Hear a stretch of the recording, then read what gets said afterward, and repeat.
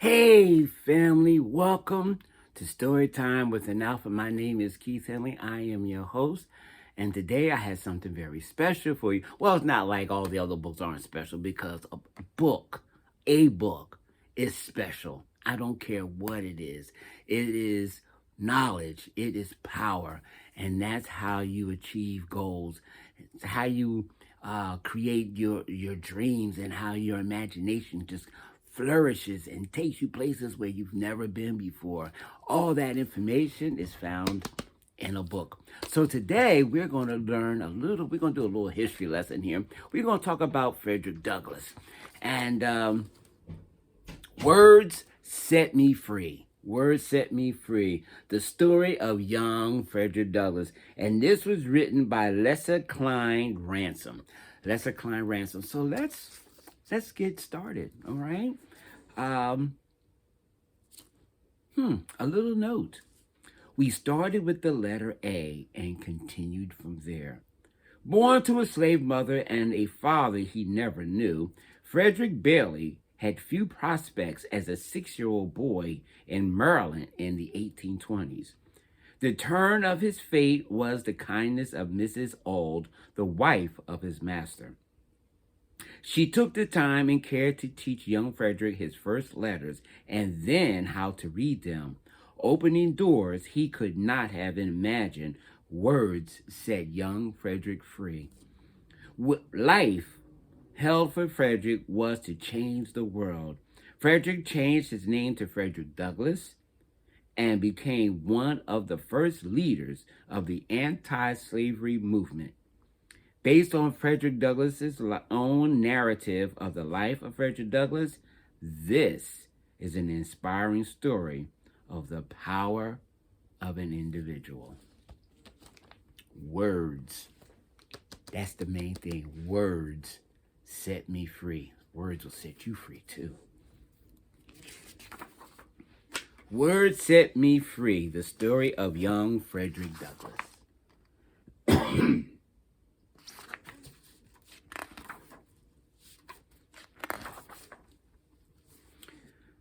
My mama was named Harriet Bailey. They say my massa, Captain Aaron Anthony, was my daddy. After I was born, they sent me to my grandmama and my mama to another plantation. But when she could, she walked the 12 miles in the middle of the night to come and see me. It must have been a long walk, because by the time she got there, she was too tired to talk. I remember she would just sit on the dirt floor near my pallet watching me. I never saw her face in the light of day. In the morning, she'd be gone. Sometimes I wonder if I had only dreamed she was by my side, her rough hands gently stroking my face. When I was still young, Cook told me my mama took sick. I never saw her again.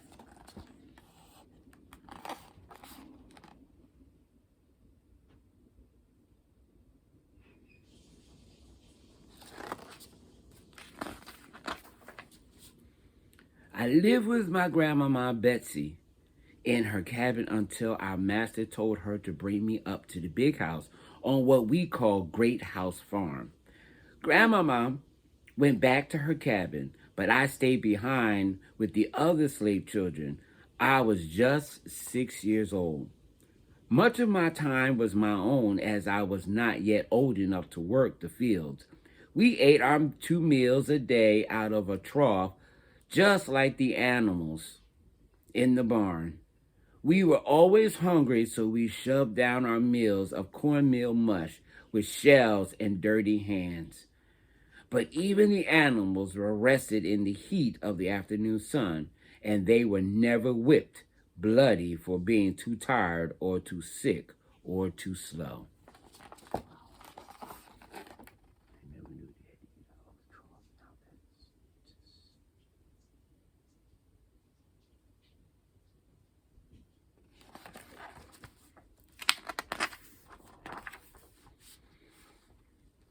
At 8 years old, my mistress told me I was leaving the plantation to go to another master, her brother-in-law in Baltimore. Master rented me out to make extra money. I could not imagine a life beyond my plantation. From Cousin Tom, an older slave on the plantation who said once been to Baltimore, he told me of a city so big and pretty it seemed like 1,000 great house farms.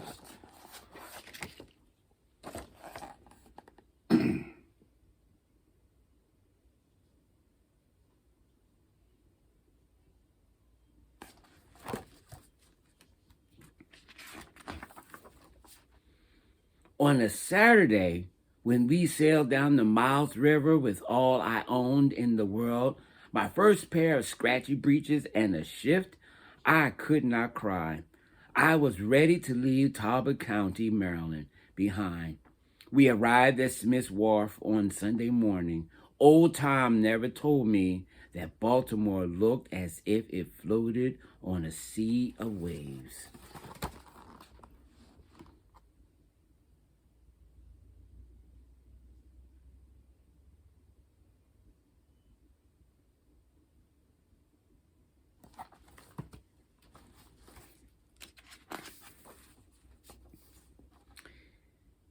At the Luciliana Street, home of my new master, Hugh Old, his wife, Sophia, opened the door and greeted me.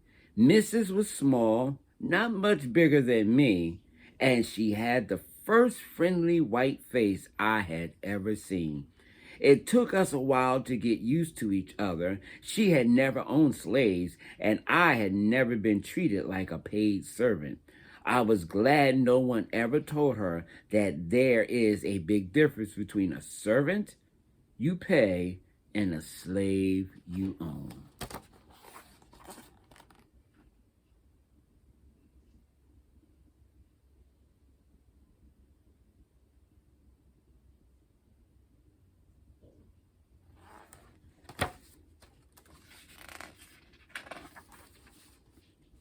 During the day, I ran errands for my master. In the evenings, Mrs. sat by the fire and read her Bible aloud. Her kindly smile and voice warned me as I entered the room. I didn't know why, but I asked her to teach me to read. On that night, she took me directly into her library, pulled out the first book she saw, and sat me down next to her. We started with the letter A, and she continued from there. The letters felt strange on my lips. As I read, I remembered hearing of a boy back on the plantation who had his thumb chopped off when he was caught reading, and the letters I was reciting got caught in my throat. I remembered my old master's words when he gathered all us slaves together to announce, anyone caught trying to read will be whipped. And my mouth was dry.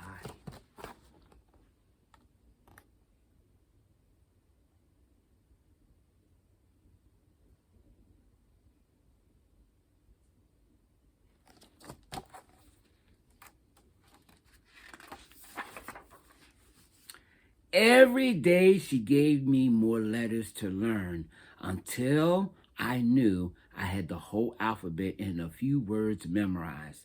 She promised me that soon I would be able to read the Bible on my own. I wanted to read for myself where in the Bible it said one man should own another, but before that could happen, he found out. I couldn't blame her.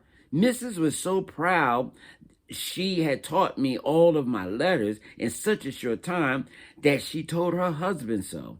I thought he was going to whip me right there, but his words hurt worse more than any lashing. He should know nothing but to obey his master, to do as he is told to do, he shouted, and my mistresses looked away ashamed. If you teach him how to read, there would be no keeping him. It would be forever unfit him to be a slave. I may not have known how to read, but I knew that if learning made me no longer want to be a slave, then I would secure my freedom one letter at a time.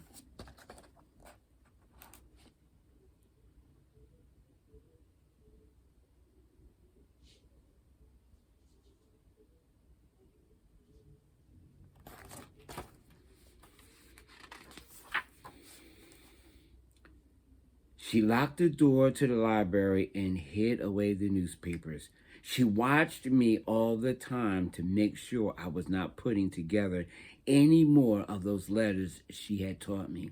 I knew she wished she could take it all back, but it was too late. With a brick and a lump of chalk was first how I practiced my letters.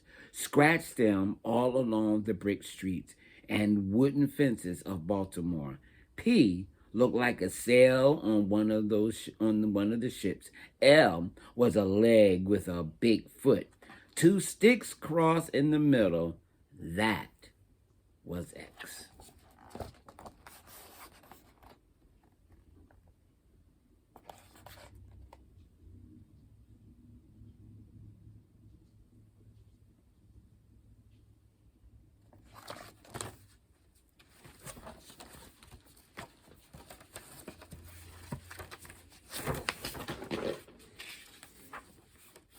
There was plenty of food in Master Alt's house, food enough to share. I started bringing some bread in case some of the white children from the neighborhood needed convincing. They did not have much. So, for just a piece of bread, I dared them to write letters better than me. What they wrote, I copied. I told them my name. Let me see you try it, I said. Fast as I could, I ran to complete all my errands for my missus. Then me and my new friends would get to work on my writing. Rolled in the seat of my breeches was where I kept my copybook. Mine now that I took it from Master's son, Thomas. Even though he was only 6, Mrs. said he learned his letters a year ago. He was reading now. While I ran through the wharves and narrow streets of Baltimore, I was reading the words the ship carpenters scribbled on timbers and masts, the names of shops and streets, headlines from the newspapers held in a newsboy's hand. I kept all those words in my head and copied them into my book when I got a chance. As I ran, I could almost feel myself free, running to a home where no man called himself a master of another. Sometimes, before I returned, I stood on the docks watching the ships, free to go as they pleased.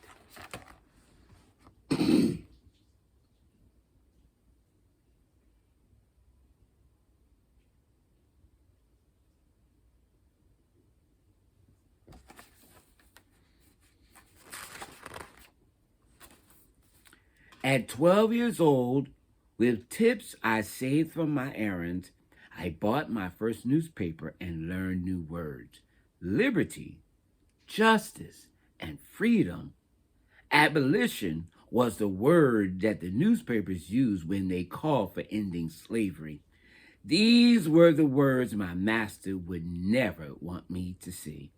Now that I was reading about Negroes in the North, free from the burden of slavery, it was as if someone had lit a candle to my world.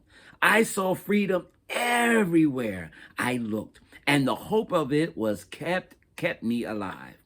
For 7 years, I worked for my master and his missus down at the shipyard, lifting and laboring, and back at their house, toting and hauling, always pretending to be something I was not, content to be a slave. When my old master, Captain Anthony, died, I had to return to Great House Farm to be divided up with the rest of his property, along with the sheep, the horses, and the swine.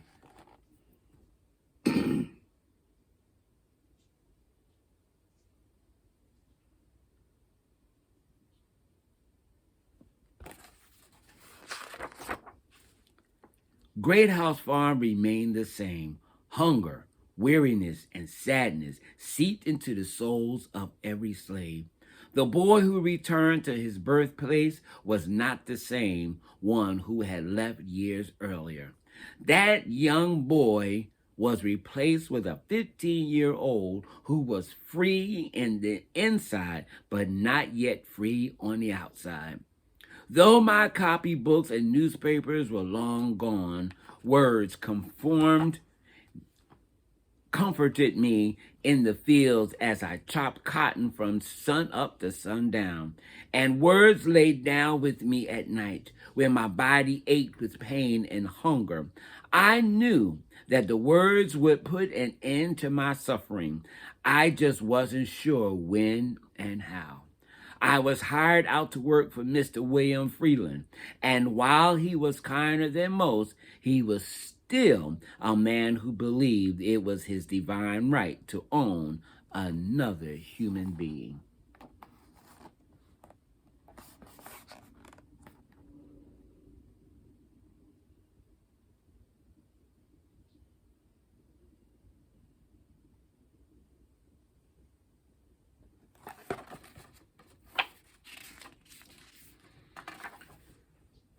Since my return to Talbot County, I became friends with Henry, John, and Handy, and I often spoke of my years in Baltimore. When I first told them I learned to read, they stopped short and looked around to see if anyone else was nearby. They asked me to teach them. I did. That's how I knew I could trust them. From then on, I thought I would devote my Sundays to teaching these, my loved fellow slaves, how to read. At first, we had school among the trees, me scratching out letters and words in the dirt with a stick. John caught on fast, and he helped me teach the others. They never missed a Sunday. Sometimes they brought others who then brought others. We had a school before long, but as far as the master knew, we were having church. Sitting on rocks and stumps and tired from the week's work, we sang out the alphabet like we sang out spirituals. Those of us who could read from the Bible, we were doing God's work.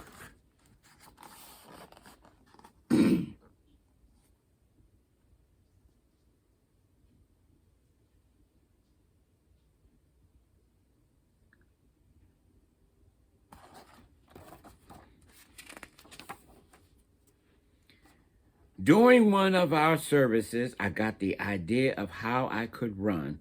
Someone mentioned they knew where Master kept his paper and quills, and did I think we could use them? At first, I said no. We needed nothing from Master, but then I started thinking. First, I approached John, and then three others decided to join us in our escape. We would steal a boat from the neighboring Hamilton farm and make our way in the night on the Chesapeake Bay. From there, we would follow the North Star.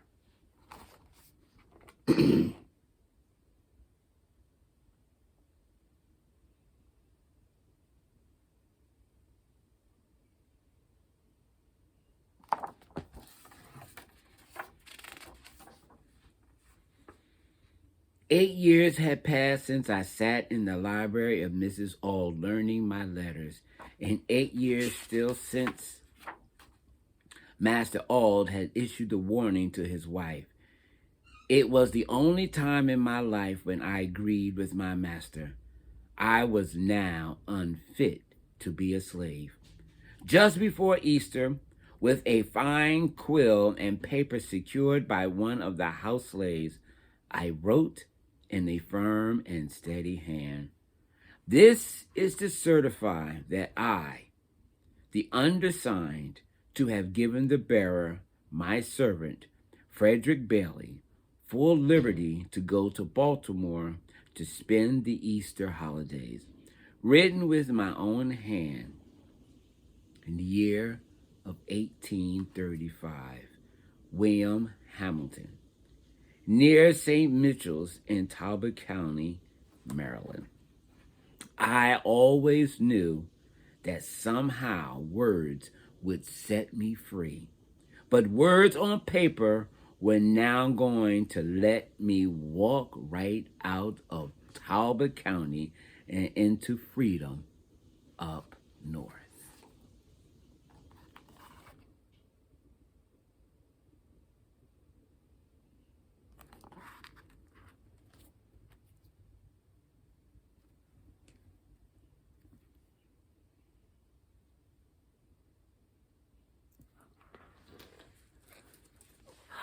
What? An inspiring and moving story about the power of words. Words. Words, family. Boys and girls, I'm telling you, a mind is a terrible thing to waste. Words will set you free. It will give you, it will encourage you, it will enlighten you. It will bless your soul beyond your own understanding. So whatever you do, keep reading. Keep reading. Well, looks like my time is up. Until the next time, which will be in a couple of days, this is Keith Henley, Alpha Story Time with an Alpha, praying that you will continue to read and let words set you free. Until then, you have a blessed one, family. Can't wait to share with you next week. All right? Be blessed.